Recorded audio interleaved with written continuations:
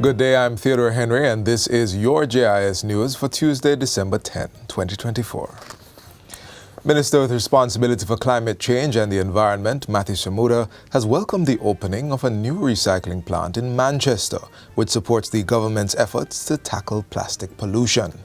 The Kingsland Plastic Recycling Plant, which was opened a few days ago, is the 9th facility for recycling partners of Jamaica. The depot, which has the capacity to collect 120,000 pounds of plastic per month, will serve central Jamaica. The government is very happy with the collection taking place from RPJ's efforts and investments because ultimately plastics are cheap and bulky, so they're expensive to collect. It's like trucking air. So every dollar invested in collecting and building these sorts of depots is actually a significant investment in our waste management challenge. Minister Samuda reveals that Jamaica is #1 in the Caribbean for its rate of recovery and recycling of plastic bottles monthly. Upwards of 40% of that is attributed to recycling partners of Jamaica. If Jamaica is going to continue on the road that we have started on, to make progress, meaningful progress, on managing our plastic problem, we have to do it.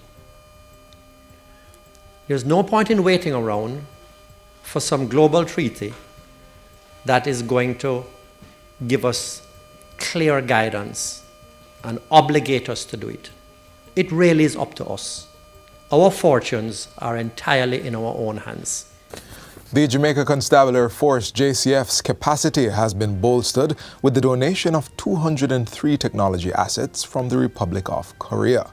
The items, valued at over $407,000, include 30 forensic camera kits, 62 laptops, and 111 tablets.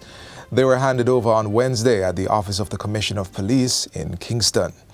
The National Security Minister and Police Commissioner agree that the donation represents a substantial investment in Jamaica's security apparatus and a strengthening of the partnership between both countries. These are tools, not just equipment. They are vital enablers of modern law enforcement. They will significantly boost the JIS, Jamaica Constabulary Force's ability to manage crime scenes.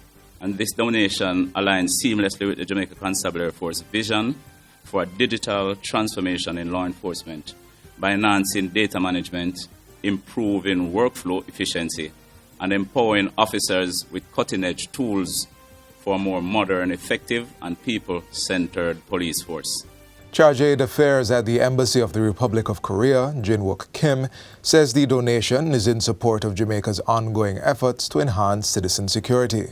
We are grateful for the opportunity to contribute to this crucial area of public safety and security. The National Solid Waste Management Authority, NSWMA, is reporting that normality should resume within the next 2 weeks for regular garbage collection, which is being impacted by rainfall.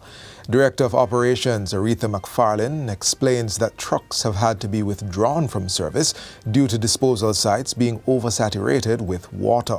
We have been taking steps to address those issues. We would have bought loads of river shingles. We would have put stones on it to sort of get some traction on the landfill so that the trucks can go on with some ease and tip off. Ms. McFarlane says the agency is seeing better days now and it has increased the number of trips being made to reduce the backlog to single digit. Also, in anticipation of extra solid waste being generated during the Yuletide season, the NSWMA will be ramping up its operation with additional trucks and sweepers.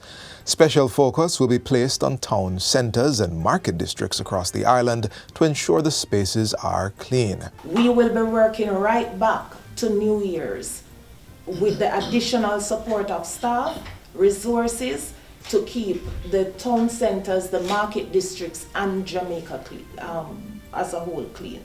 Meanwhile, the NSWMA says it will be enforcing a no-tolerance approach to the illegal disposal of solid waste by individuals and businesses. As such, it will be dispatching enforcement officers across the island. The Director of Operations is appealing to people not to use illegal dumping sites or create new ones, as these contribute to a diversion of resources to deal with the issue. We have to ensure for those persons who are not prepared to behave the right way, or enforcement officers, along with the police that will be out, we will have sufficient surveillance and persons will be dealt with accordingly. It is in fact a collective duty, a collective responsibility. No amount of trucks you put in the system will be able to run behind illegal dumping and littering. Ms. McFarling is encouraging persons to containerize their garbage, which will allow for greater efficiency in the agency's collection procedures. And finally, Minister of Education, Skills, Youth and Information, Dr. Dana Morris-Dixon, has committed to carrying out the government's high-priority agenda for early childhood education. During her sensitization school tour, Minister Morris-Dixon said literacy was one of the key areas of focus to reduce the need for remediation. We're going to have to spend more resources looking at the early years to ensure that our high schools don't have to be doing that remediation, where they can take them and really harness them in the way that they want to and not have to be teaching things that should have been taught before. So that's a key priority.